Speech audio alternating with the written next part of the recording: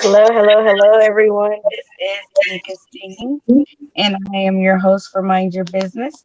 And today I am on the road, and my guest is Hope Reger. She lives in Delaware, Ohio, with her husband Mike. She has two sons, Brian, 31, Justin, forever 19, and two amazing granddaughters. Hope's day job is a talent coordinator with a major financial institution for the past 25 years. Hope believes her purpose in life was given to her after the traumatic loss of her son to murder. That purpose is to provide positivity, inspiration, and hope to others through her Grief to Hope program she created in honor of her son. Grief to Hope is a virtual peer group, support group, that allows grievers a safe space to be their authentic self with support of others who understand and know exactly what they are going through. One of Hope's quotes she likes to end each session with is grief changes the entire world. It can also inspire you to change the world. So today, Hope is going to share with us about how she helps other people come from grief to hope. And so, thank you, Hope, for being with us today. If you would go ahead, tell us a little bit more about yourself and why you do what you do. Sure. Thank you. Thanks for having me. It's an honor to be here. Again, my name's Hope Reger. I live in Delaware, Ohio, like you mentioned, where it's 70 balmy degrees in June here. It's an odd, cold day, but it doesn't mean it's not going to snow or rain tomorrow.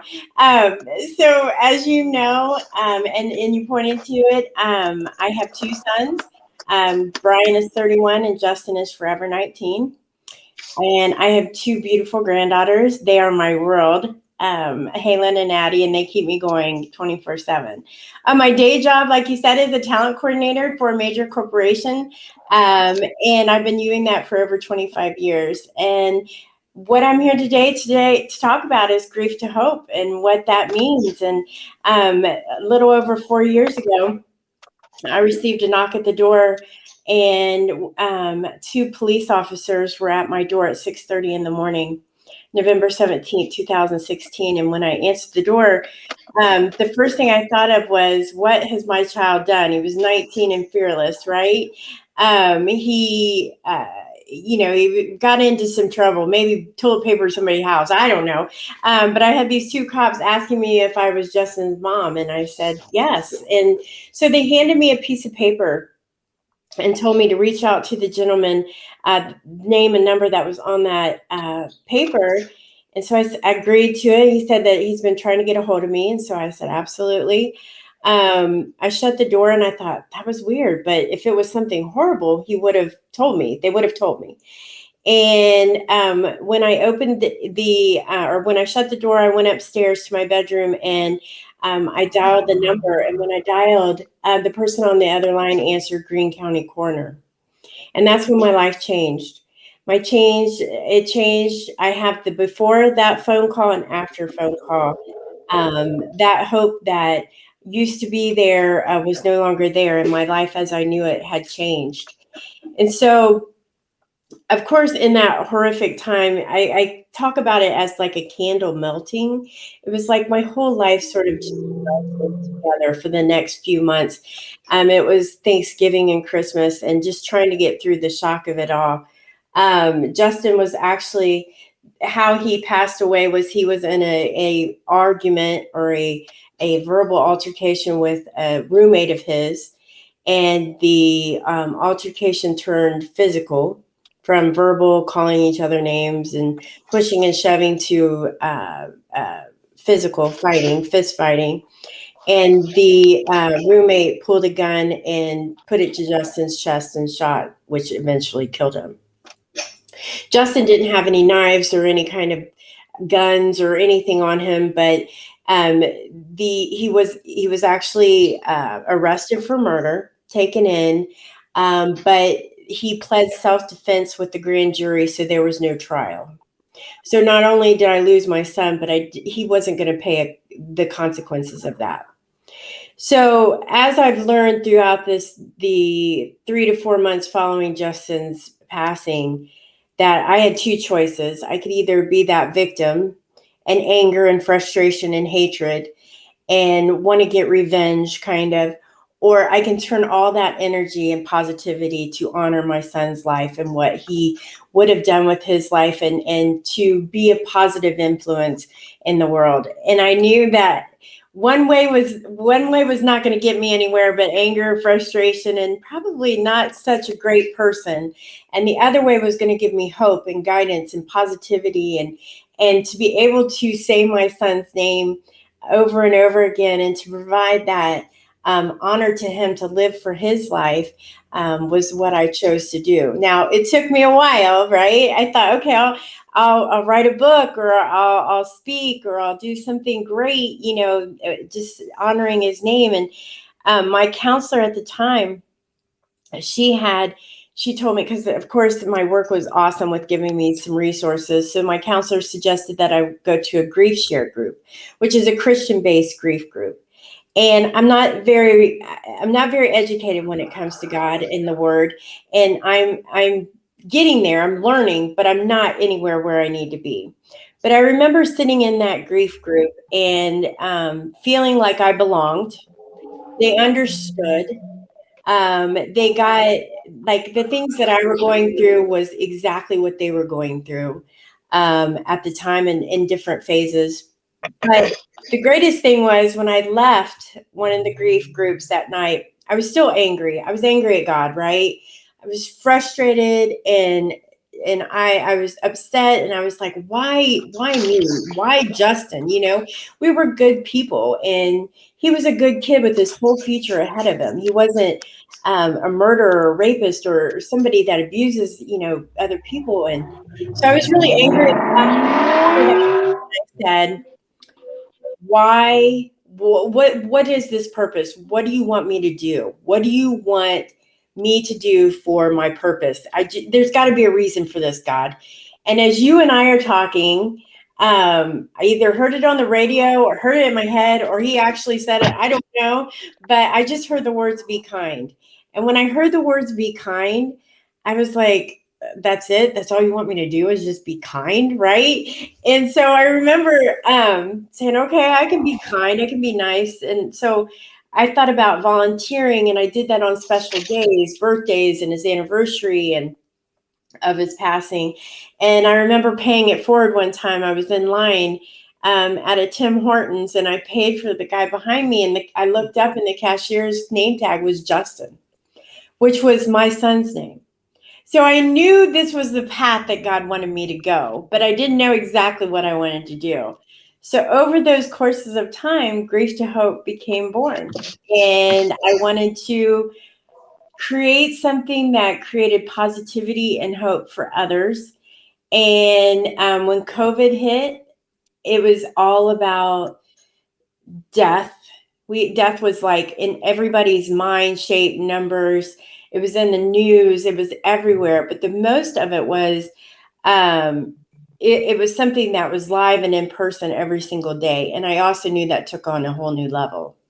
So I just decided, when we were doing everything virtual, I was like, that's perfect. I can do a virtual a grief group, and bring everybody together out of the comfort of their home. And so Grief to Hope started and was born last June. Wow, that's amazing.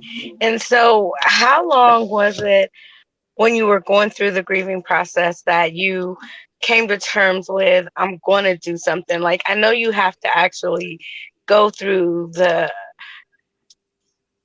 process of even reality hitting you that this has happened to you, and let alone saying, okay, I've accepted this now, I'm going to move forward. How long did that process take? I think I'm still going through that process. I think after Justin passed, that few 3 months, I took off work because I just wasn't even able to function, as you can imagine. I did everything. The counselor said, Hope, you're trying to like fast pace through grief, and it doesn't work that way. But I was like, okay, what do I need to do next? How can I get this, and I was trying to get through all those emotions that you go through, and I was trying to put a time limit on it. And so I think within 3 months is when I realized that, okay, wait a minute. It was in spring. And when all that occurred with the jury trial, and that's when I realized I had to make two choices. I had to be angry or honor my son and put all that energy into something. I didn't know what that something was, but I knew that I was going to have to turn myself around, because before Justin passed, I was always the happy go lucky, positive, sunshine roses. And I knew that I lost Justin, but I didn't want to lose hope. Literally, I didn't want to lose hope. Mm-hmm. And so I think in the springtime, maybe 6 months, I knew that I needed to turn myself around. Um, there was a long process with, I did a lot of journaling, and I did a lot of counseling, and I did a lot of group therapy, and it takes a long time, and you learn. And I tell everybody, grief is like a heartbeat monitor. You have your ups and your downs, and then you have sort of that lag time where it's not so horrible. And then you have some up days, and then you have some bad days, and then you have some lag. But as time wears on, those lags become longer, and it's not so hilly. It's sort of lagging, and then to this day I still struggle. I still Yeah. struggle with certain days and times and anniversaries and birthdays, but it helps to help others. Yeah. And so, what do you tell someone right now that's going through something that is looking at it like, it's hard to talk to someone about it. It's hard to get out of bed. It's hard to face that day. And look at you 4 years later. I mean, I know it's not an easy task, but nobody wants to hear that it gets easier. So you know firsthand what that looks like. What do you tell somebody in that situation? Have patience with yourself. You're exactly right. There's days I don't want to get out of bed. There's days where I'm not positive and upbeat and smiling all day long. It's not as rare as it used to be, but it's patience with yourself. Find somebody that you trust, whether that's a counselor, a friend, a pastor, whatever you find, and just tell them you just want to be listened to. And that's what my grief group's all about. Is it's coming together, and that feeling, that sense of not being by yourself. And when you're talking, you see people shaking their heads. You see people like, "Oh my gosh, that's exactly what I went through," or I remember going through that 6 months into it or a year into it. And it's a process, and it can be a very hard, struggling process. But I promise you, and I say this all the time, one of my favorite quotes is, people that grieve are the strongest people. They have more strength in them than most people could ever imagine. And I'm talking about like those mothers that get up each and every day and pack lunch for their other children, even though they just lost their son. The one that gets up and plays Tooth Fairy and does the Easter Bunny and the Santa Claus and does everything to make their other children's lives just as good and not suffering as well. Um, so anybody that grieves is a warrior. Is an absolute strength, courageous warrior. Yeah, thank you for that. Now, I know it's hard, let alone to lose a child, but it's even harder when you still have other people that are dependent on you and that are looking to you to provide that care. How how does that look? And what do you do to not check out in those situations? Um, first of all, it's okay to check out on a day, or it's okay to check out for an afternoon, and take time for yourself, because that's what I think. We run and we run and we run, and we never take time for ourselves. But the best advice that we've talked about in our grief groups, even, is find that friend that you trust, or companion or spouse or whoever, that you can tell what you need help with. And so many people out here want to help you. And when you go into grief and you're a mother or father and you lose a child, and you still have those other children that need their mom and dad just as well, just as much. First of all, be patient with yourself and don't expect perfection. And then tell people what you need. Ask for help. The greatest thing I heard in our Grief to Hope group, one of the greatest things is when people come and say, "How can I help you? What can I do for you?" And you don't even, like you said, you don't even know what you're wearing that day. You don't even know if you're going to take a shower, let alone, what you can help with. But when you get time, tell that person that you trust, I could really use somebody to pick up the kids on Friday and just take them for an hour. Or I'd really love somebody to pick up my groceries. Or I'd really like somebody to take the dog to the vet so I don't have to deal with that, or do whatever little thing. Not only are you going to help yourself, but you're going to help who's ever wanting to help you, because there's so many people out here who want to help when you're in need. And you just have to ask. But if you don't feel comfortable in the pride, oh my gosh, I didn't want anybody to help me. I did not want to feel like I needed help. But when people sent me a card a month after it happened and just said thank you, or just said I'm thinking of you, that was the best thank you help gift ever. And it Mhm. just meant that they weren't forgetting about me and that they knew I was still struggling. So sending cards or doing anything like that. So yeah, there's so many people out there, but find somebody you trust and tell them what you need. Yeah.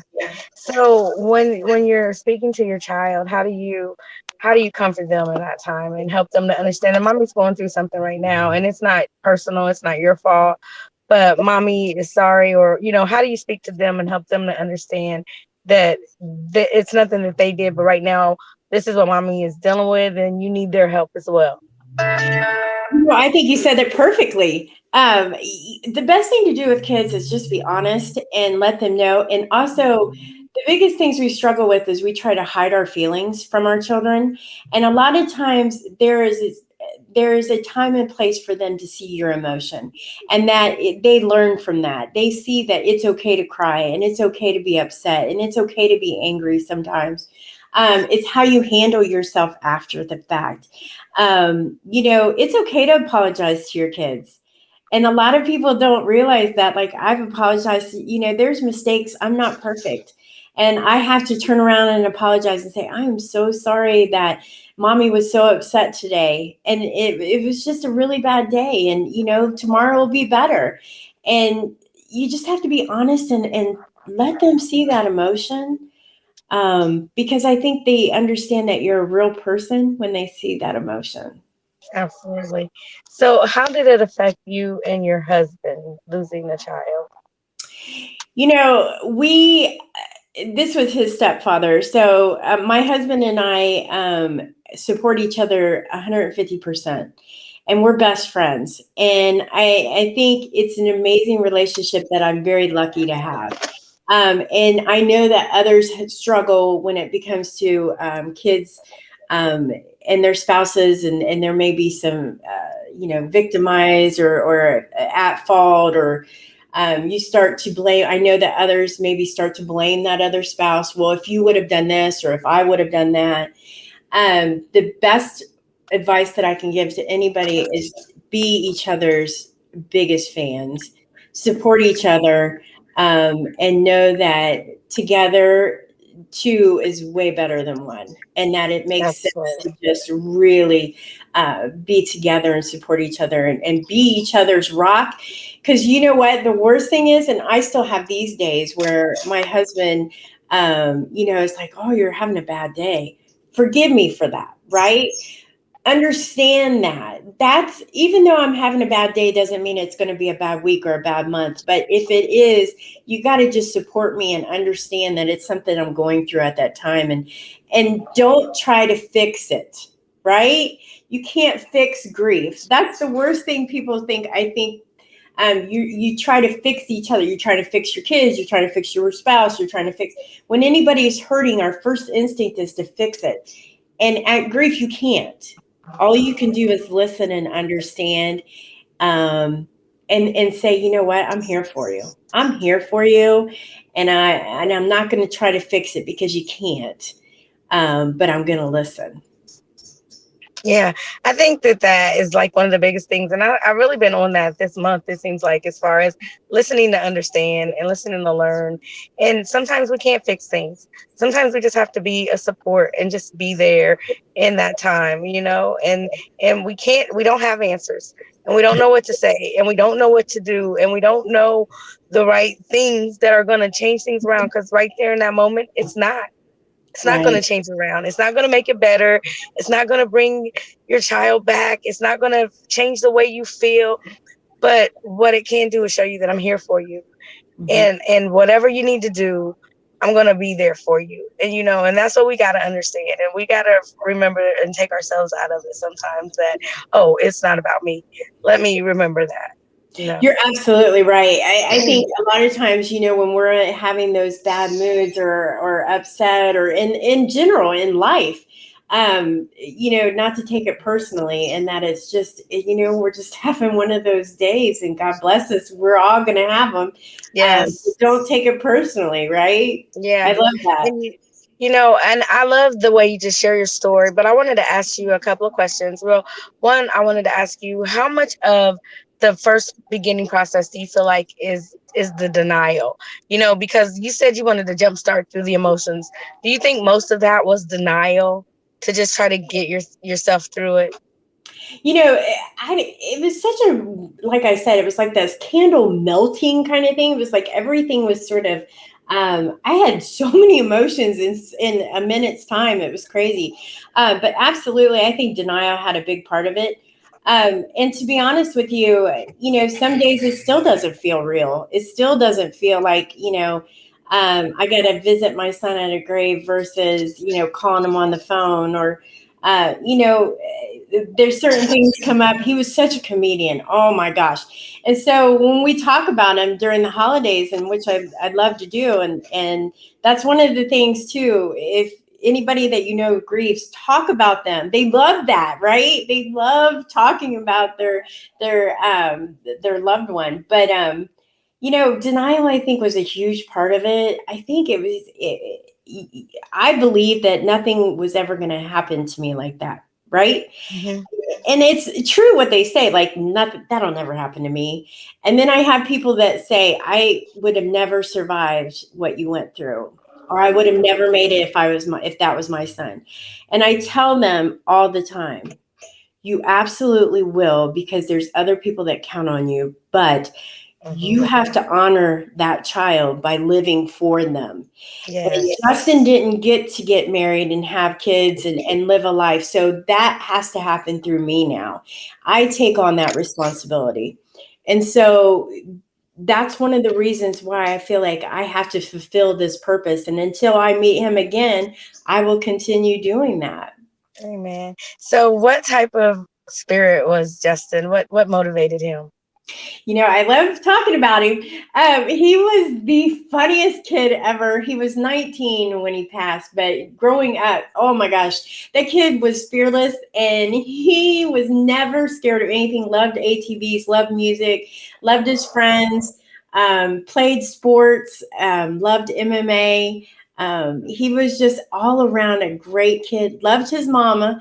He did love his mama. I think I was probably the closest person in his life that he knew he could count on 20. I mean, no matter what. So I felt good that Justin knew how much I loved him more than anything. So that helped.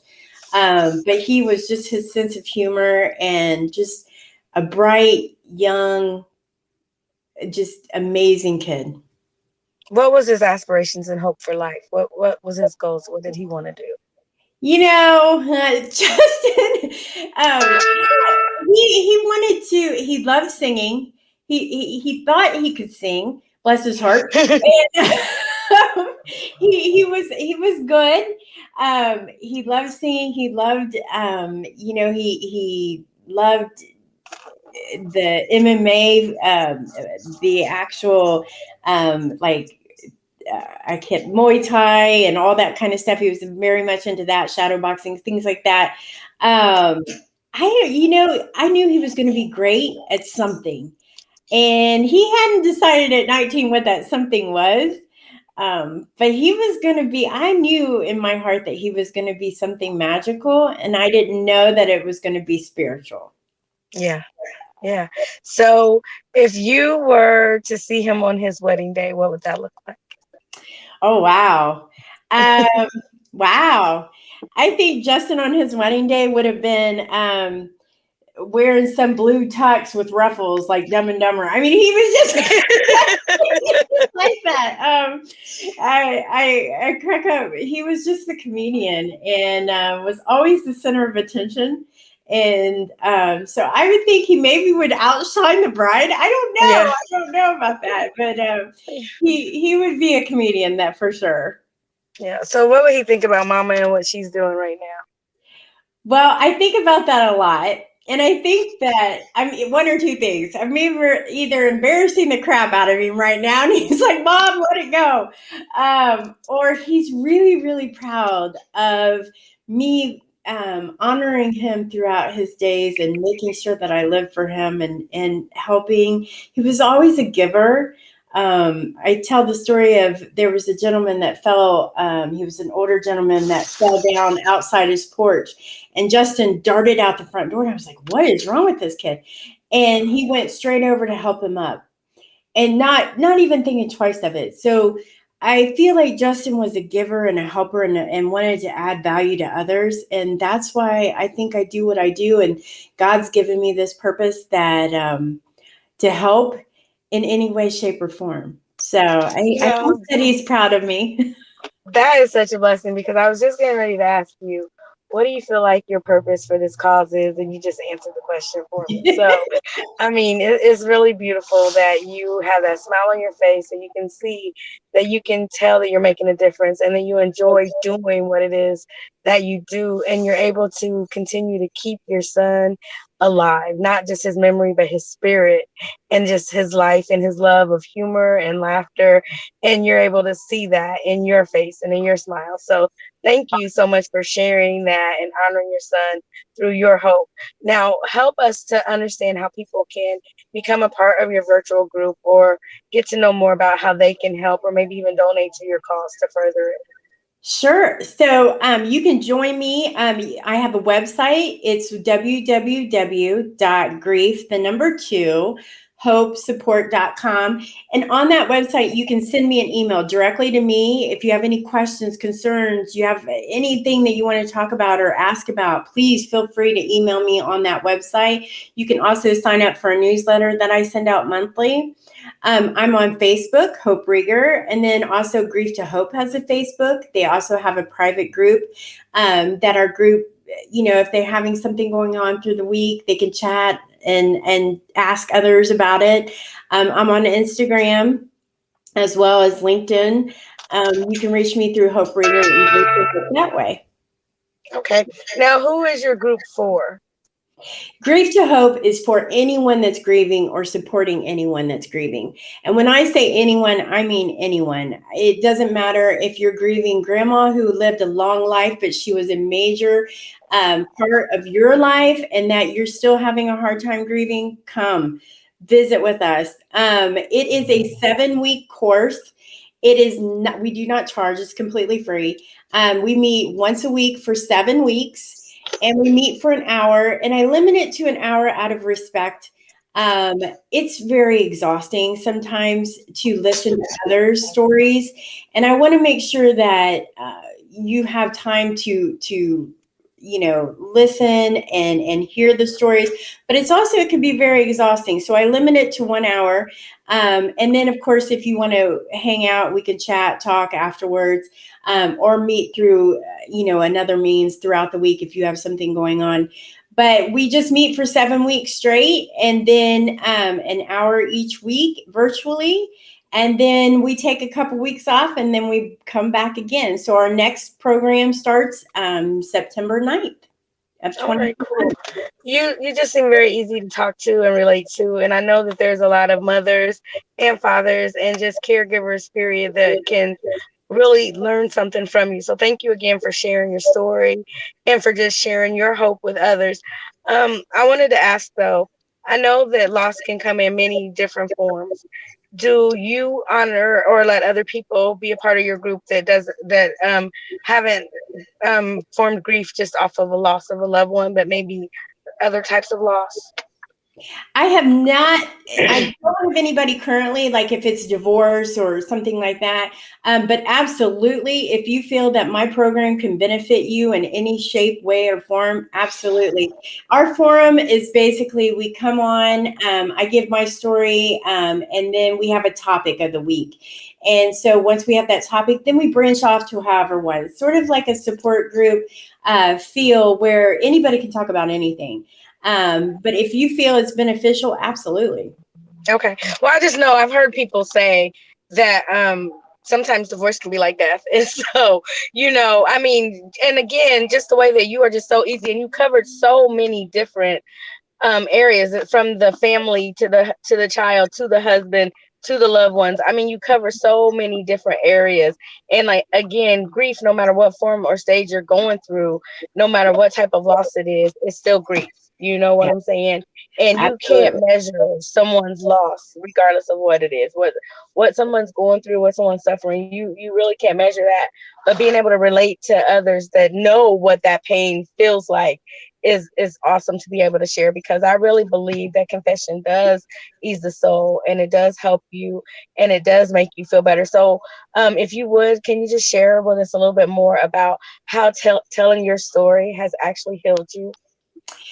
I telling my story. One, it allows me to release anything that is going on with me in my life, and it actually, I can't describe it, but it's sort of like when I tell my story, it my shoulders drop.